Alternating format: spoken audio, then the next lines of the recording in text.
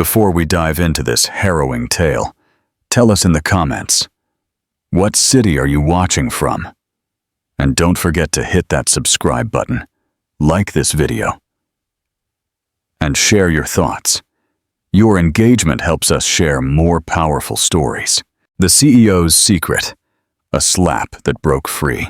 Richard Sterling had everything anyone could dream of, a fortune built through years of ruthless ambition, a powerful corporation bearing his name, an imposing mansion in London's Kensington district, and a wife who, to the outside world, was the perfect image of elegance, sweetness, and devotion. From the outside, he seemed to have the perfect life. But what people didn't know was that behind those luxurious facades and dinners with politicians, there was a man obsessed with control. Clara, his wife, had loved him with all her heart since they were young. She had supported him every step of his path to success. But over time, that love crumbled, like a sandcastle against the tide. At first, it was just his tone of voice, that way of making her feel that everything she said was wrong. Then came the control disguised as care, the manipulation, the decisions he made for both of them without consulting her. And finally, the contempt. Sometimes he didn't even bother to hide it. He no longer saw her as a partner. He treated her as just another object in his display case of achievements. The most painful part was that Clara knew this wasn't love. Not the love she deserved. They had a son, Leo, a 7-year-old with unstoppable energy, intelligent, sensitive, with the most expressive eyes in the world. He was the only thing that kept Clara grounded. But even he was starting to notice that something wasn't right in their home. "Mom, why doesn't Dad laugh with you like he used to?" he asked one afternoon. Clara was speechless. She tenderly ruffled his hair and smiled, but inside, she felt something break. "Sometimes adults have tough days, my love, but I'm always happy to have you." And it was true. Leo was her reason to keep getting up every morning. Outwardly, Richard continued to play the role of the ideal husband. Dinners at fine restaurants, expensive flowers when he remembered, gifts for Leo, vacations in costly places like the French Riviera. But all of that was just a smokescreen. Clara lived with constant anxiety. She felt trapped, as if living in a gilded cage. She couldn't talk to anyone. She had lost contact with her friends, with her family. Richard had made sure to isolate her, little by little. Always with convincing excuses, with that sweet voice he used when he wanted to get his way. One night, after putting Leo to bed, Clara sat alone on the balcony. The wind was cold, but she didn't move. She watched the city lights as if waiting for a sign. And then, she felt something in her womb. It wasn't physical. It was more of a certainty. She was pregnant. Just a few days before, she had secretly taken a test. And now, with certainty in her mind, the fear was stronger than the joy. How would she tell Richard? What would he do? Would he use it as an excuse to manipulate her more? Or would he be annoyed? She didn't even know which reaction scared her more. She heard the front door close. Richard had arrived. As always, without a greeting, he took off his coat, poured himself an expensive whiskey, and slumped into his armchair. Clara entered, walking cautiously. "Is Leo asleep?" he asked without looking at her. "Yes," she replied. Richard nodded silently. Before, when he came home, he would approach her, hug her, make her feel special. But that was ancient history. "Richard, we need to talk." He barely turned his face, raising an eyebrow. "About what?" Clara swallowed. Her hands were trembling, but she couldn't stay silent anymore. "About us? About how we've changed? I'm pregnant." Silence. Richard put his glass down with a thud on the table. "Pregnant?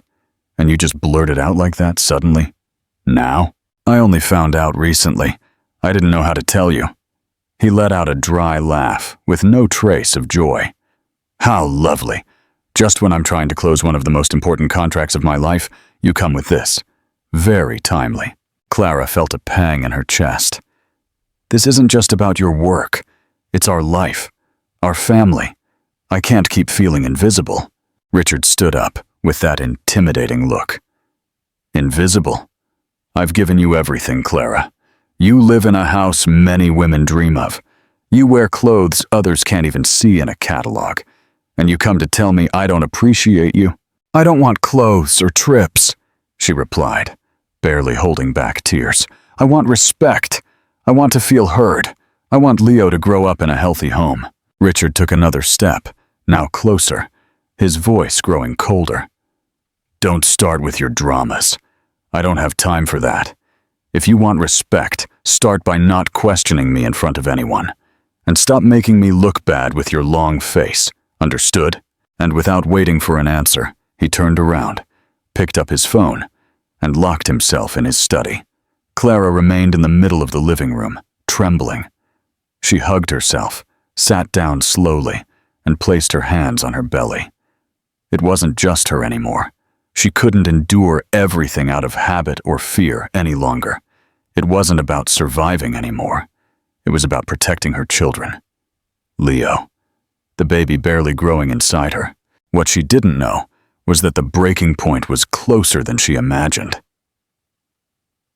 After that night, things only got worse.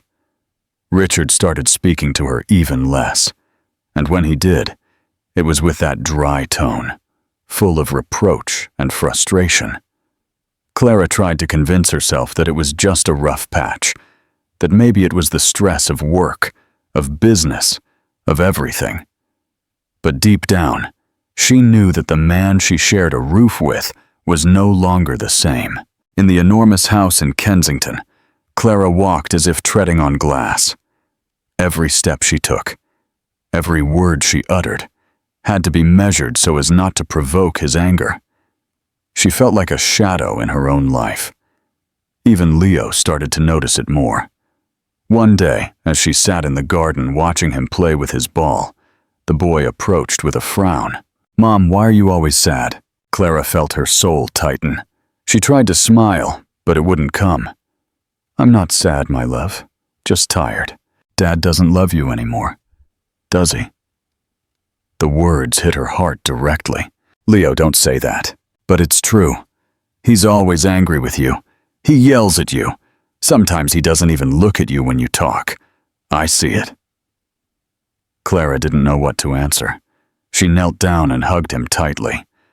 "I don't want you to worry about that, my darling. I'm here to take care of you. Always." But as she hugged him, she promised herself that she wouldn't let her son grow up thinking that this type of relationship was normal. She wouldn't let Leo believe that love was fear. That same night, Richard arrived home earlier than usual. Clara was in the kitchen, preparing dinner. She heard the front door slam shut. She knew immediately that something was wrong. Richard entered the dining room with a frown and his phone in hand. "Do you have any idea the problems you're causing?"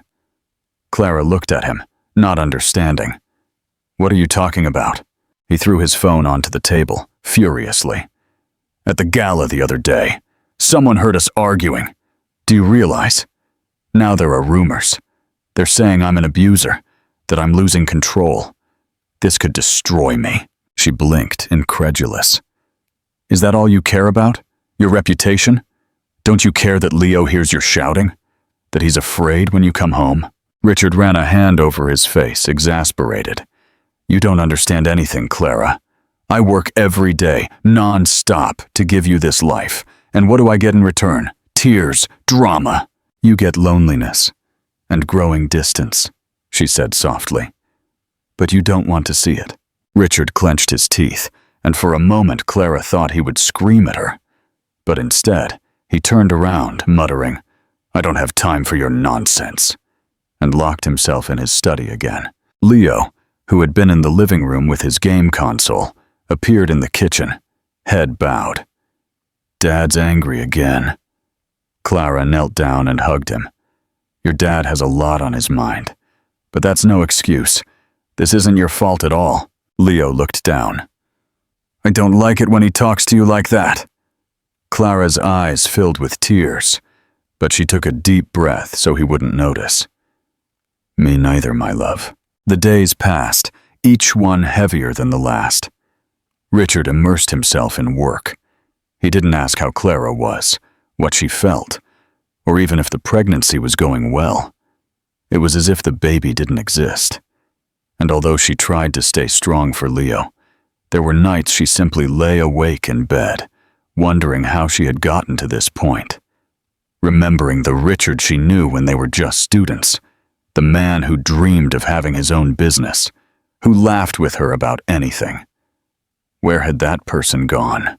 The weekend arrived, and Richard forced her to accompany him to a gala dinner at a luxury hotel in central London.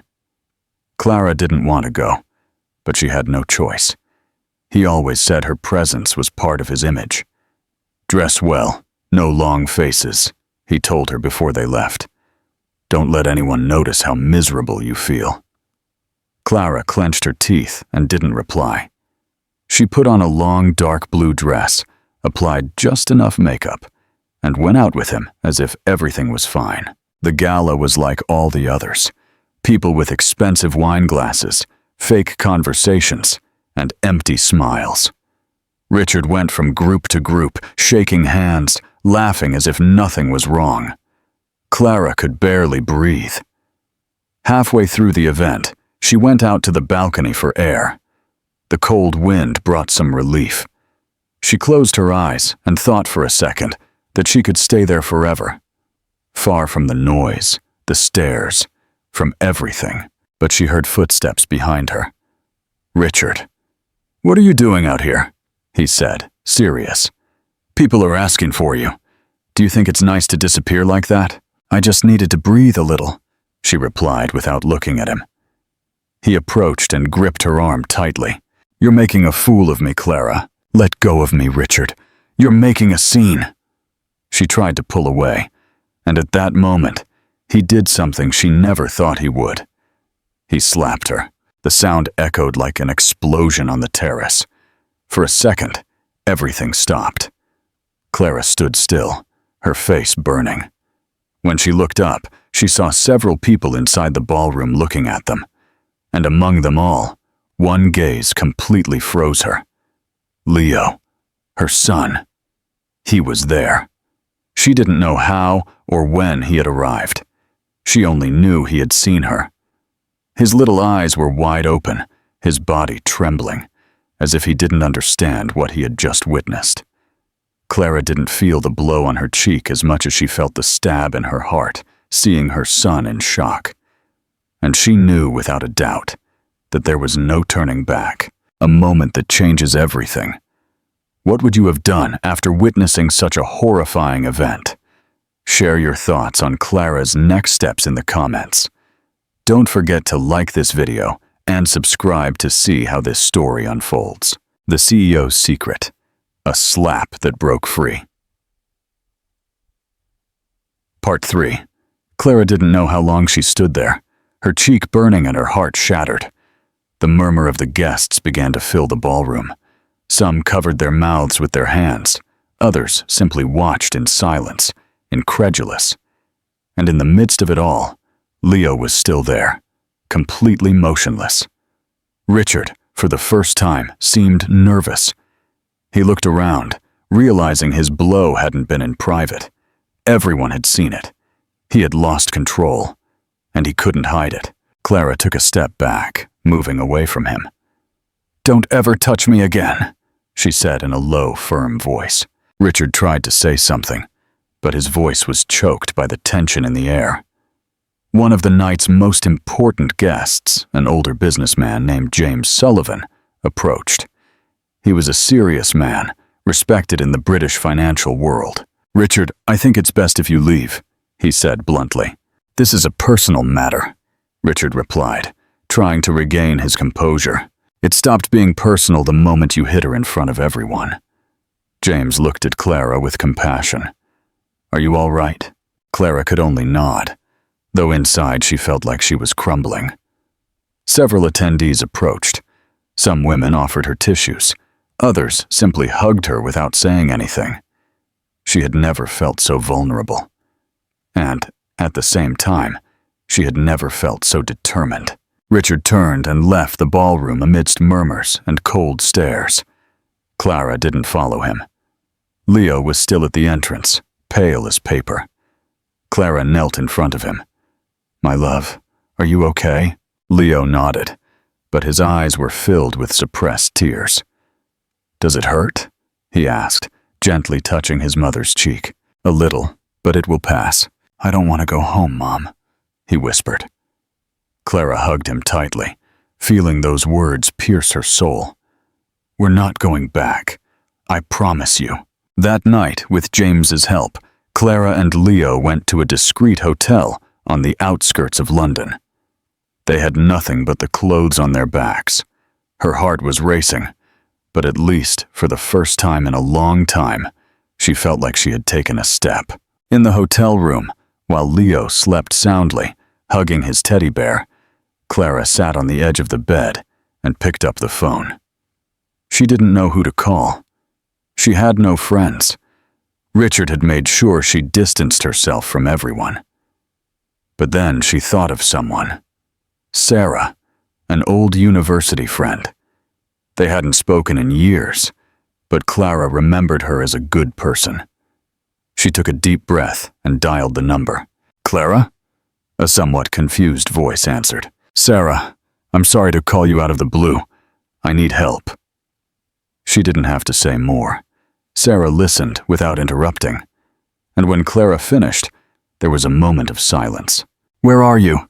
Sarah asked, her tone firm. "Tell me, and I'll come get you." Clara burst into tears. "Thank you, truly."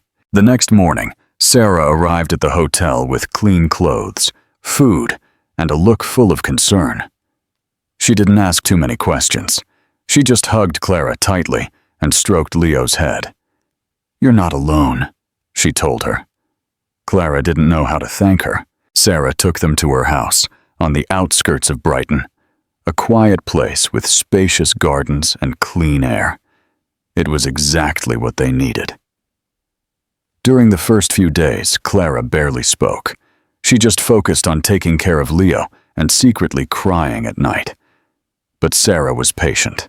She made her tea, accompanied her in silence, and gave her space.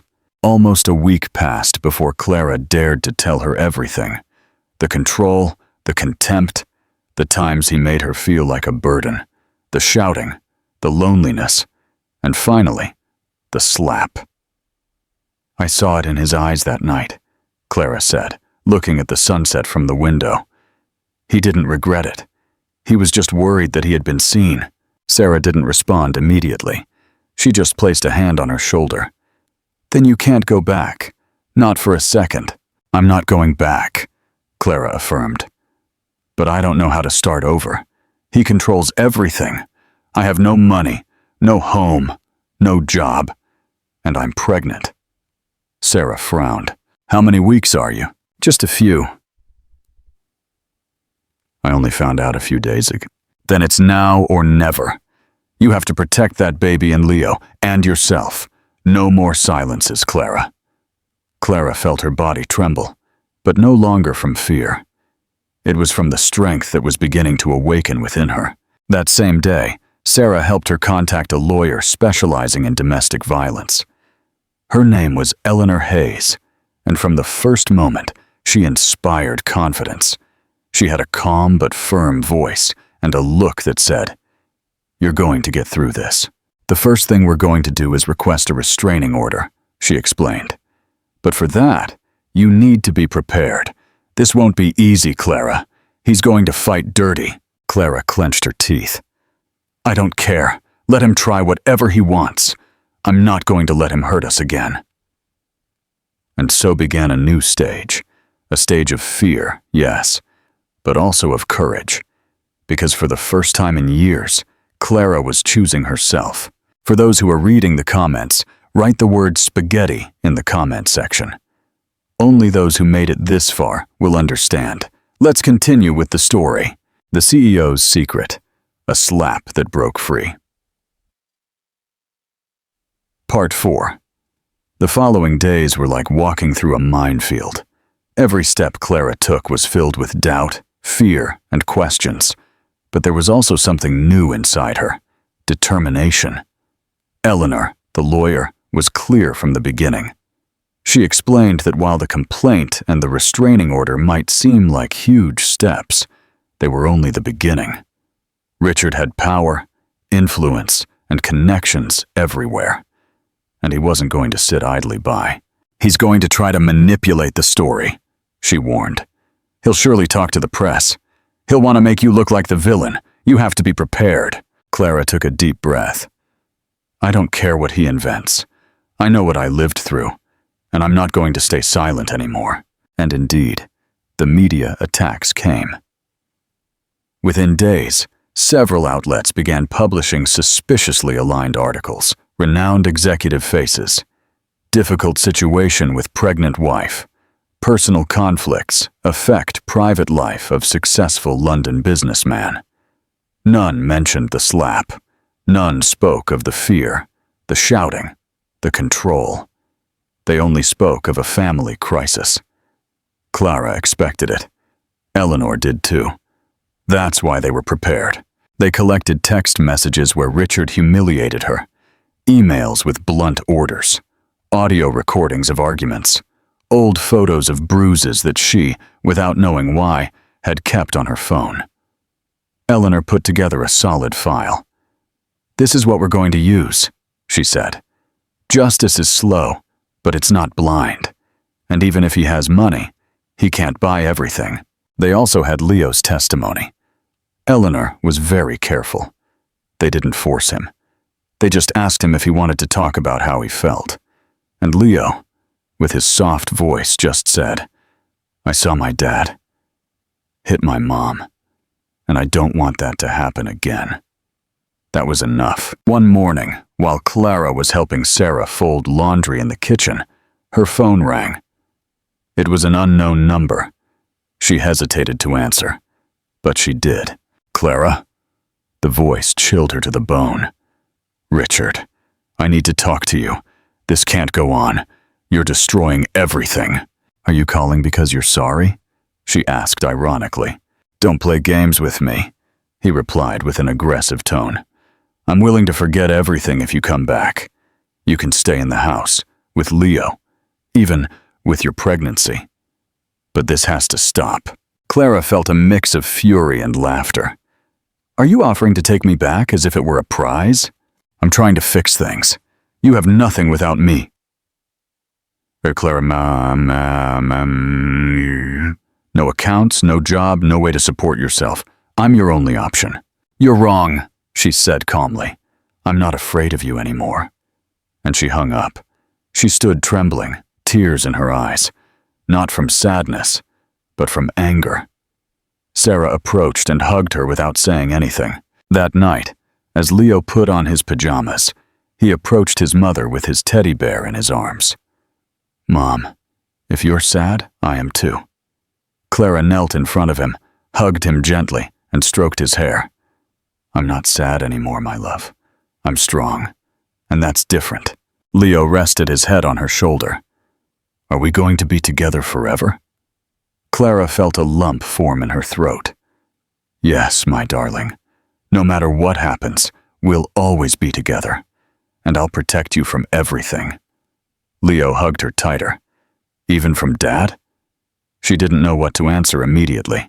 She closed her eyes, took a deep breath, and said softly, From everything and everyone, I promise you. The next day, Eleanor organized an urgent meeting with a criminal lawyer and a child therapist. They knew Richard wouldn't stop. They had to protect Leo on all fronts. He's going to try to ask for custody, Eleanor said, and he's going to use everything he can against you, from your financial situation to your emotional stability. He's going to paint you as an unstable mother, and he'll do it with a smile on his face. What do I do?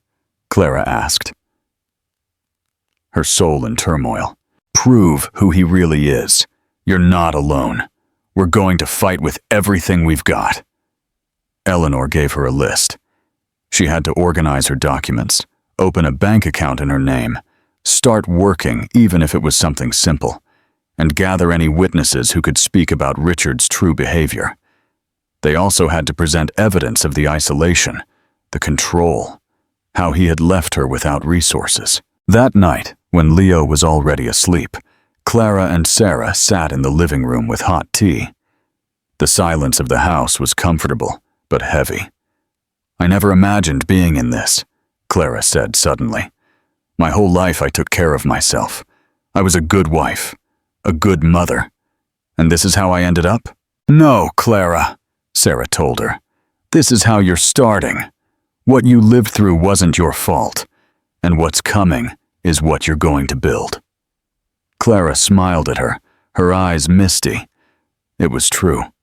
For the first time in a long time, she had the opportunity to start from scratch, and she wasn't going to waste it. A few days later, Eleanor called her, her voice firm. We have a date. Preliminary hearing in 2 weeks. I need you to be ready. They're going to scrutinize you, but they're also going to listen. Clara closed her eyes. 2 weeks. 14 days to prepare to face him head on. Not as his wife, not as his victim, but as the woman who wouldn't let herself be stepped on anymore. And as she mentally prepared herself, with the support of Sarah, of Eleanor, of little Leo, who smiled at her every time she made him breakfast, she knew she couldn't lose. Not this time. She owed it to Leo. She owed it to the baby. And above all, she owed it to herself. The battle for freedom begins. How do you think Clara will fare in court against Richard's power? Share your predictions in the comments. And remember to like and subscribe for the final chapters. The CEO's Secret. A slap that broke free. Part 5. Time flew and yet dragged on. Each day was a mix of anxiety and hope. Clara woke up early, made breakfast for Leo, reviewed documents, talked to Eleanor on the phone, and tried not to think too much about what was coming. But there was always a moment, however small, when fear crept in uninvited. She knew Richard wouldn't stay still. She confirmed it one morning when she received a message from a hidden number. You don't know who you're messing with. You're going to regret this. Clara took a screenshot and sent it to Eleanor. She didn't reply to the message. She didn't react. She wasn't going to play that game anymore. But she couldn't stop her hands from trembling. Eleanor replied instantly. Save everything, every threat, every attempt at contact. We're going to use it, and you're not alone. But still, the fear was real. That same night, Clara woke up sweating. She had dreamed that Richard appeared at the door, screaming her name, taking Leo away from her. She got up and went to the child's room. She found him asleep, hugging his teddy bear. She sat by his side and stroked him until her heart rate slowed down. You're not going to touch him, she thought. Never again. The days leading up to the hearing were exhausting. Eleanor prepared her for everything. What to say, how to say it, how to stay calm if Richard tried to provoke her. They also spoke with the child therapist, who evaluated Leo and prepared a report confirming that the child was showing signs of stress, fear, and excessive attachment to his mother. It was another key piece. You're not harming him by reporting this, the therapist told Clara. You would harm him if you stayed silent. This process will be difficult, but it's the only way to break the cycle. Sarah, as always, was present. Every time Clara broke down, she reminded her how far she had come, that she was no longer the woman who silently endured, and the day arrived. The hearing was at the family court in London.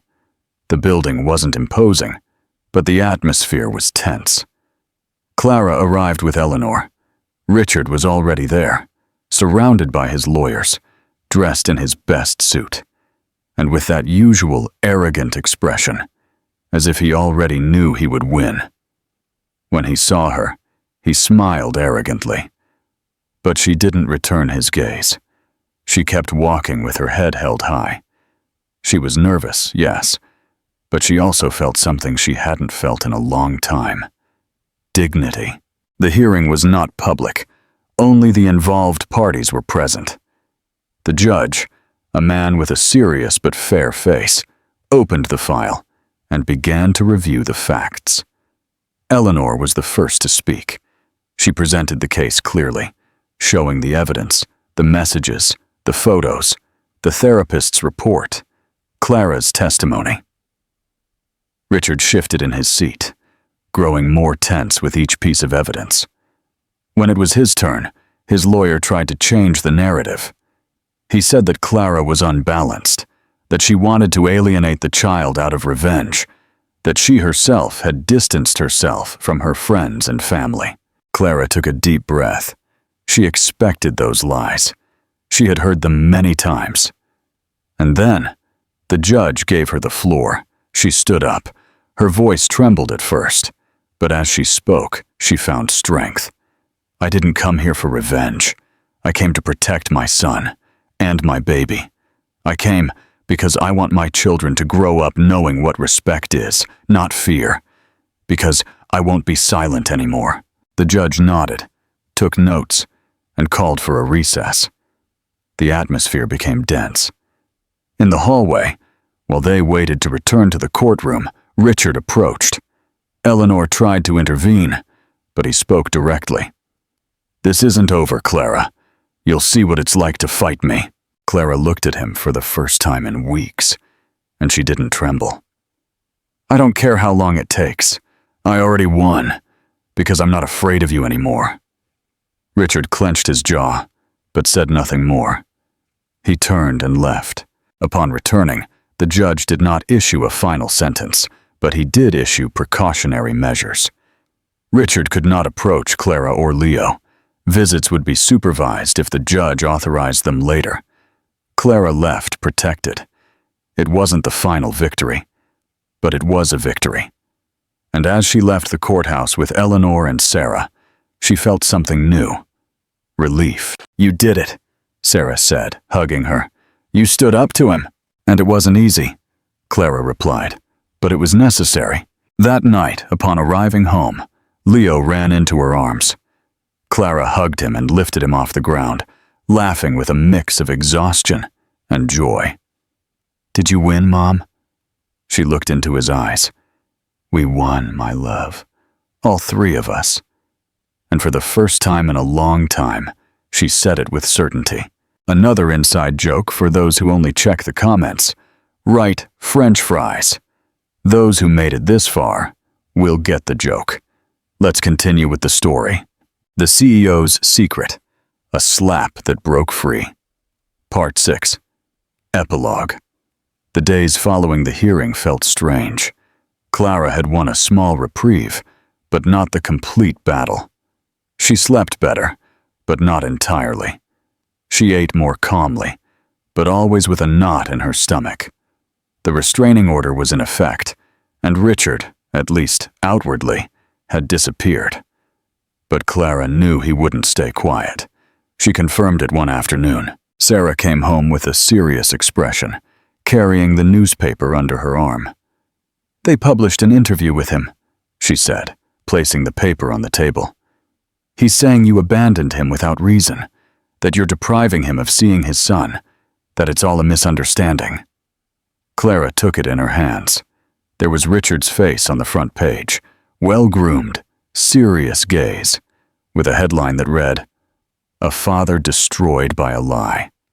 Her chest burned, not because of the lies, but because of how well he could manage his image. It had always been like that. He knew what to say, how to say it.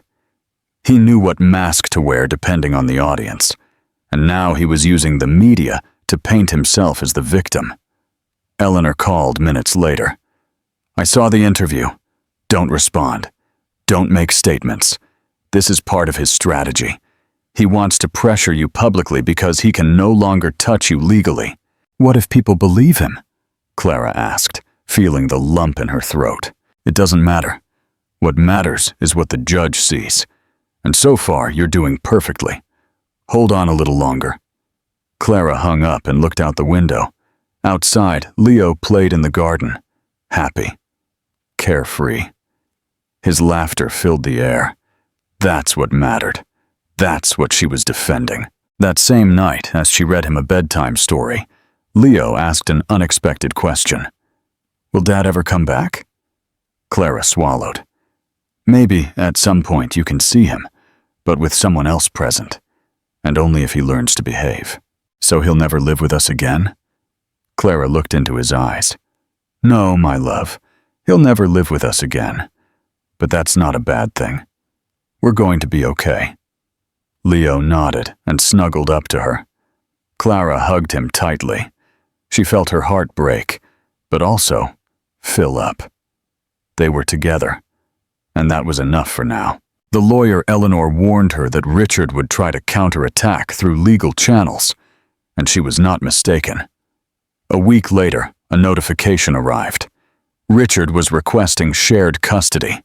He argued that he had a right to be in his son's life, that Clara was alienating him without reason, and that his company was being affected by all this scandal.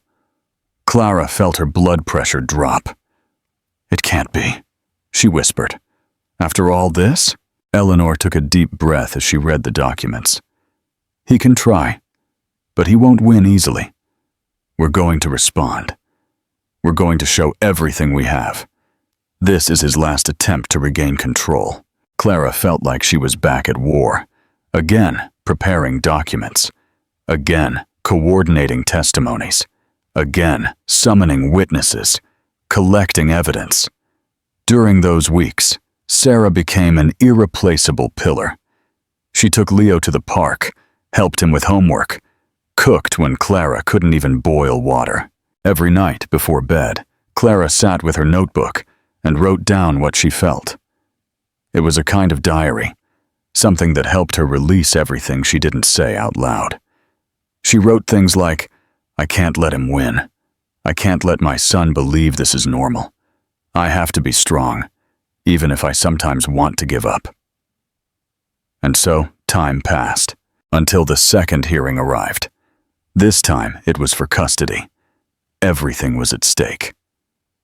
Richard arrived at the courthouse with the same arrogance as always. He greeted his lawyers, smiled at the press waiting outside. He looked like an actor on his way to a premiere. Clara, on the other hand, entered without makeup, with a clean face, with a folder of papers under her arm, and Eleanor's hand squeezing hers. In the courtroom, the atmosphere was cold. The judge reviewed both files. Eleanor presented every piece of evidence in detail. The threats, the history of violence, the psychological evaluations. She showed Leo's therapist's report and presented a letter of support signed by the child's pediatrician, confirming episodes of childhood anxiety since he witnessed the abuse. Richard's lawyer did what everyone expected. He attacked. He said that Clara had manipulated the child, that she was using him as a weapon, that she was emotionally unstable, that she had no income, that she couldn't guarantee Leo a quality life. "Your Honor," Eleanor said, in a firm voice, "having money doesn't make anyone a good parent, and not having it doesn't make anyone a bad mother. What matters is the environment, emotional stability, love. And in this courtroom, it's clear who has all of that to offer Leo." Clara took a deep breath. She felt her heart was going to explode, but she was there, standing, facing it. The judge did not issue his ruling that same day. He said he would announce it in 3 days. They were the longest 3 days of her life. She spent the hours on autopilot. She played with Leo, but her mind was elsewhere. She couldn't sleep or eat well. She just waited, and the moment arrived. Eleanor's call came early in the morning. Clara answered, trembling. "You won," the lawyer said on the other end. "Full custody, no visits for now, and a mandatory review in 6 months. Until then, he can't approach." Clara didn't reply. She just started to cry. A cry held back for weeks, for months, for years. Sarah hugged her tightly, and Leo, seeing her emotional, ran to hug her too. "What's wrong, Mom?" She looked at him with tears in her eyes and smiled. "We're going to be okay, truly okay now." That night, Clara wrote a single phrase in her journal. "I'm not afraid," and she wrote it with conviction. Days passed, and something inside Clara began to change. She no longer woke up with a knot in her chest. She no longer checked her phone every 5 minutes expecting threats. She no longer lived waiting for the next attack. It wasn't that the fear had completely disappeared, but it no longer commanded. It no longer dominated. For the first time in a long time, Clara could breathe. The news of the ruling in her favor leaked to the press, and although Richard tried to counter it with more false statements, this time it didn't have the same effect. The scandal no longer favored him. Several people who had once feared him began to speak. A secretary, a former partner, even a woman who had been engaged to him before he met Clara. The truth began to come out. And when the truth shows its face, no power or money can stop it. Richard was not arrested, but his image was stained forever. He lost investors, contracts, and a part of the respect he so carefully guarded. And although that didn't erase what Clara had suffered, it was a beginning of justice. Meanwhile, she began to feel alive again. With the help of Sarah and Eleanor, she started looking for a job. It wasn't easy, of course. She had spent years out of the workforce, but she had a degree in interior design and good taste, so she decided to try it on her own. She designed a simple website, did some free designs for friends, and little by little, the name Clara Sterling, Spaces with Soul, began to be heard in the small local circle. Someone asked her for help with an apartment, then another with an office, and without realizing it, she already had 2 projects a month. She wasn't making a fortune, but it was hers. It was honest, and most importantly, it was enough. One afternoon, after dropping Leo off at a music class, she sat in a cafe facing the sea. She had a notebook in her hands, the same one where she had written so many times with fear, with anger, with desperation. That day, she wrote only 3 words: "I'm starting over."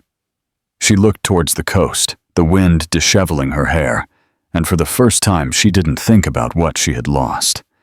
She thought about what she had gained. Freedom. Leo was also a different child. He slept better. He ate better. He no longer got scared when someone raised their voice, and every time Clara told him, "I love you," he replied without hesitation, "Me too, Mom. Always." The baby grew strong in her womb. In the ultrasounds, everything was perfect. It was a girl, and she already had a name, Lily. Leo had suggested it, because he said Lily sounded clean, pretty, like the sky when there are no clouds. Clara didn't have much, but she had the essentials: a modest home, a happy son, a baby on the way, and a friend like Sarah who had been her rock in the darkest moments. Sometimes they would sit together, drinking coffee, laughing, remembering everything they had been through. "Do you realize you got out of it?" Sarah told her one night. "That you did it yourself, with your own steps." Clara nodded with a faint smile. "And if they wrote it as a story, no one would believe it. But it's real, and you're the proof." And she was right. The day Lily was born, Clara cried like never before. Not from pain, but from emotion. She held a new life in her arms, one that would never know fear, or shouting, or the heavy silence of a broken home. Lily arrived calmly, with the sweetness of someone who knows she is expected. And when Leo met her for the first time, he approached, kissed her on the forehead, and said, "Hi, little sister. Don't worry. I'm going to take care of you." Clara looked at them, and she knew she had succeeded. The storm had been long, strong, ruthless, but not infinite. And now another stage was beginning. One where love didn't hurt, where hugs didn't hide scars, where happiness wasn't a mask, but a real state. A life with scars, yes, but also with wings. And in that new beginning, as Leo laughed, Lily slept, and the sun slowly set among the clouds of England, Clara wrote one last sentence in her notebook: "I will never again be less than I deserve." If you liked this story and were moved by its message, please give the video a like, subscribe, and leave your comments. Your support is invaluable to continue sharing stories. Let us know what rating you give this story from 1 to 10 in the comments. Thank you for joining us until the end.